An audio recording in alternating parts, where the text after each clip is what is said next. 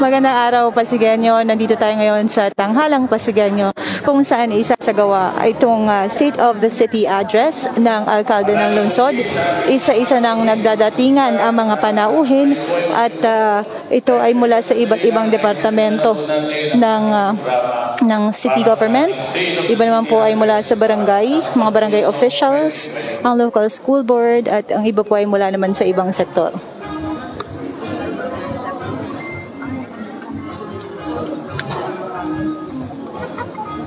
Magandang hapon po sa ating lahat. Nabuo ang ikapanahan at kapag-napunsyam na araw ng Pasig Araw.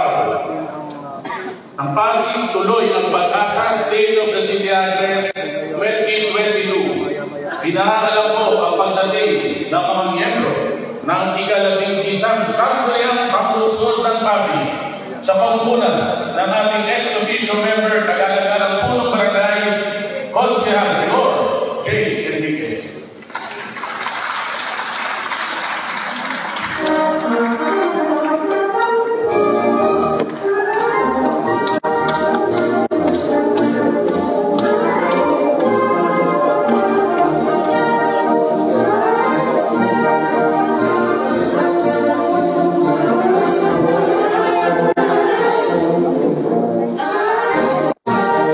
Narito na rin po ang ating kagagawa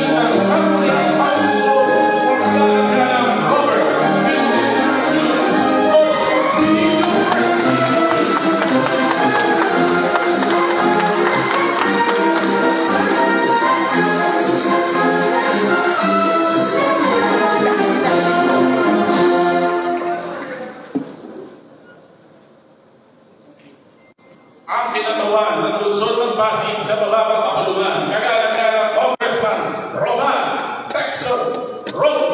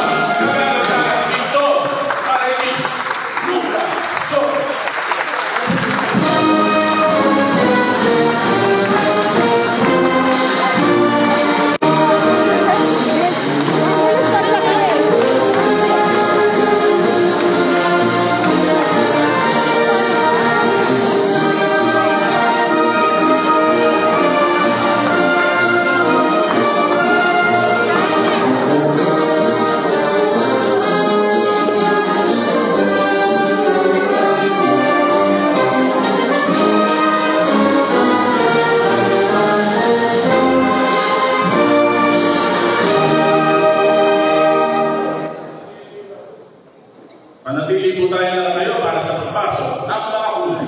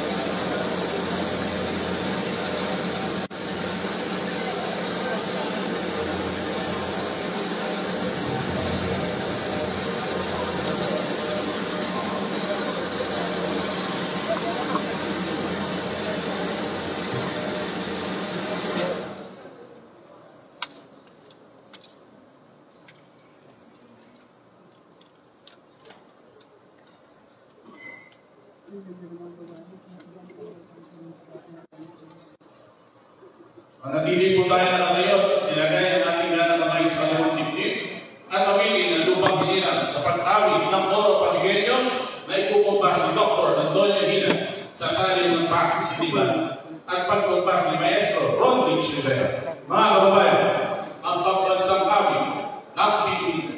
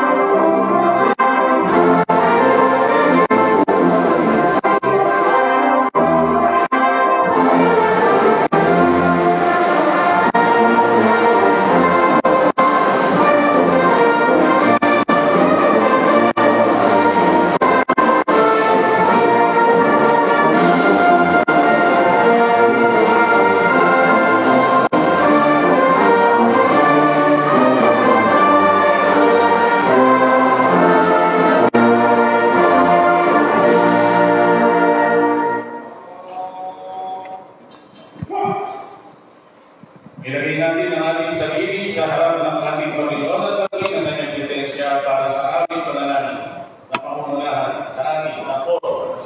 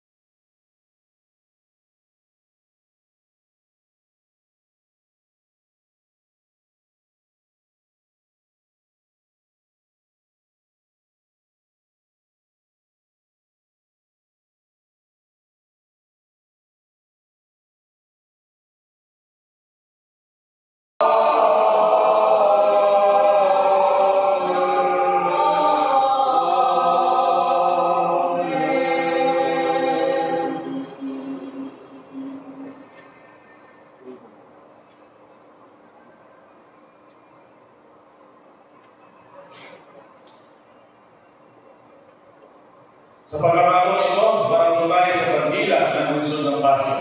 At pumusig na natin gawin ang bakal ng Pasig sa pag-abig ng Oro Pasigenyo na ikukumbas si Dr. Antonio Hina sa saling pa rin ng pagkumbas ni Maestro Rodrick Rivera. Mga kapwa ko Pasigenyo, ang marcha ng Pasig.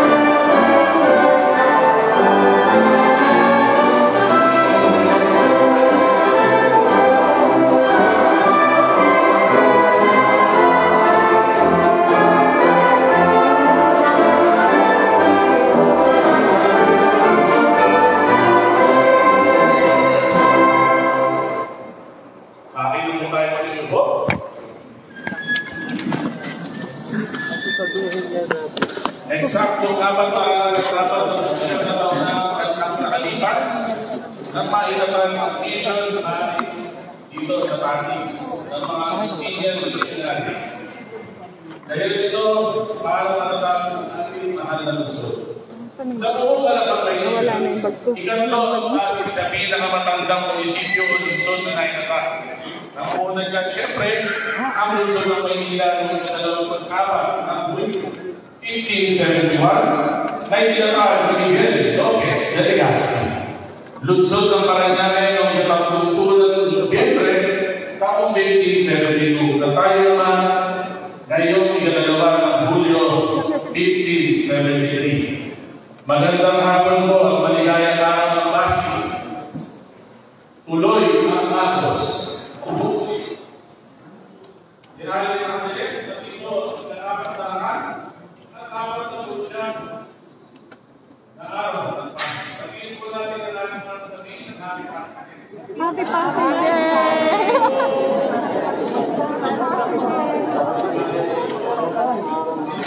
Magandang araw ng Pasig.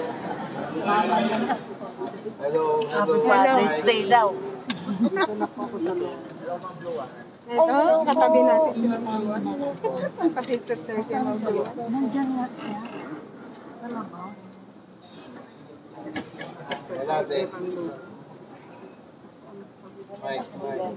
Yes. Yan. Ulitin ko ba natin? Wala na simula. Narinig ba yan? Hindi naman natin ulitin. Nakakapon tayo sa pagkakas. Nice ko lang ibatiin ang pasalamatan ng mga nagkakakas.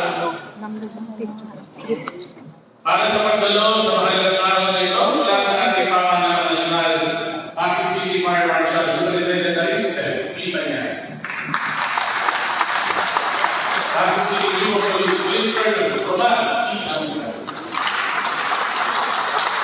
ating Modern Schools Video Superintendent, Dr. Maria Eva Concepcion DFC.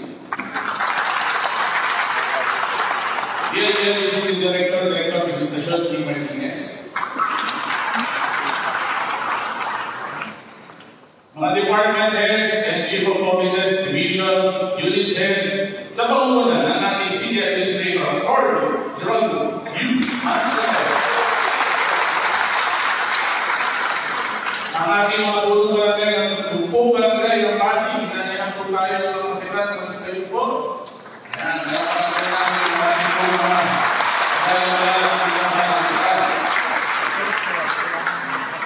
mga magawa ng ating pong mahal na lungsod, pwede po po tayo sa tayo.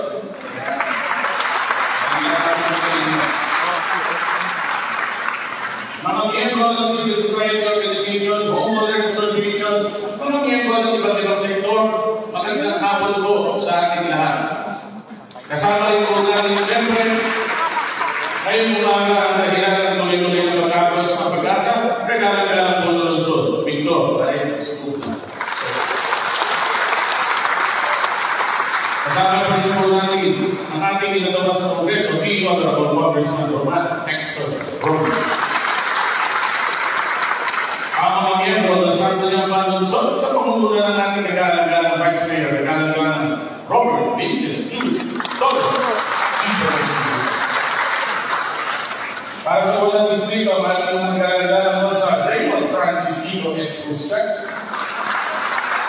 kagalagang sa Simon Gerard R. Talco, kagalagang sa Paul Roman Pao C. Santiago, kagalagang sa Marky Volta Anderson, at kagalagang sa Roderick Mario L. Gonzalez. Para sa ikalawang distrito, kagalagang sa Maria Luisa Andrew Endelio, kagalagang sa Corazon Jordi Enrico, kagalagang sa Saibel Asido Rubina, kagalagang sa Joel Hugo LLC, kagalagang sa King A. Cruz, kagalagang sa Bayo Rosario Mau and Mark. Siyempre, kasama rin po natin ang ating mga FS Commission members, ADC Punong Barangay, the Honorable Rigor J. Karamanang Sangguniang Nabataan Federation President, the Honorable George E. Clement. Magandang hapon po sa ating lahat. Hindi mahuhuli ng ating mahal na lungsod ng Pasig para makatanggap ng mga programa at proyekto mula sa ating pambansang pamahalaan.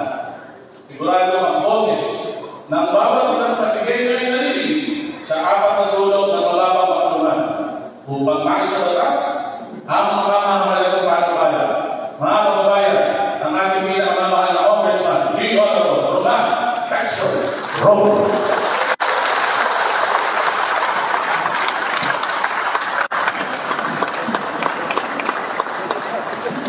Maraming salamat po. Pwede na po tayo mag-isipo. Katulad na binanggit ko po kanina umaga, with high hopes and utmost faith in the kindness and understanding of each Pasigueño, hopefully we all work together for the betterment of the city. Alam po natin lahat na pwede tayo magkaiba-iba ng politika. Pero politika po, pinaglang po yan. Ang importante po, at sigurado ko naman, pare-pareho po tayo sa lalilin. Ang magaganda, mapabuti, ang bawat buhay, ang bawat Pasigueño at ang lungsod ng Pasig. Bilang representante po dito sa Kongreso, ako po ang tumayo na chairman ng Basic Education and Culture itong term ito ng Kongreso. Bilang chairman po ng committee ito, dinala po natin at dito po talaga sa totoo lang, dito po sa lungsod ng Pasig, natuto ng marami natin mga ipinasa na mga bills para maging batas. Dahil po yung nakita ko dito sa ating lungsod. Katulad na nababanggit ko lagi, itong term na ito po, naibalik po natin, naipasa po natin, at ibabalik na yung good manners and right conduct sa team.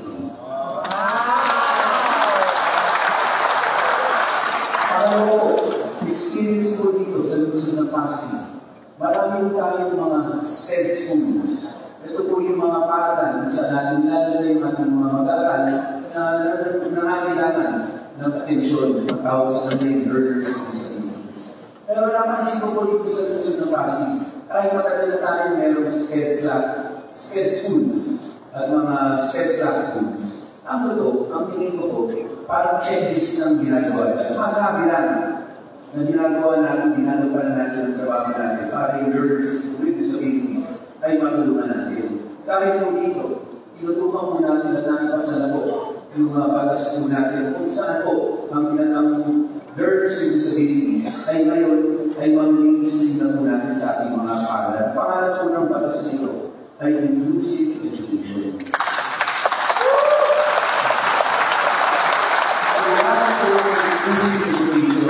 Required po ang barangay, ang city, na tutukan po ang bawat pamilya na may bagong sanggol. Ikinan po agad kung kamusta po yung nanganak na bata.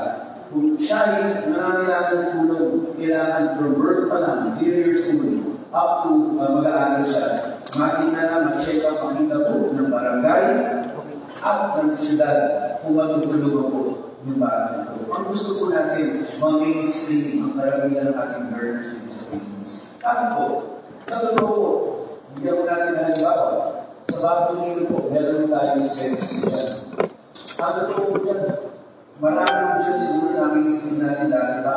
Kung natulungan lang ng national, local o ng barangay level sa pag-ibigay po sa nila ng tamang hiling. Pero sa totoo po, sabi mo nga dati, siguro checklist na gusto natin. Masabi na natin, meron tayong STED schools. Dito po ngayon, may talagang may responsibility na from the barangay to the city na siguraduhin po para yung pwede natin pa-mainstream, in-mainstream na po natin. Ang kakagalaw ng iba, may focus na paano talaga dito pwede in-mainstream. Wala na po, eventually po mawawala na yung tinatawag na STED schools. Papalitan na po yan.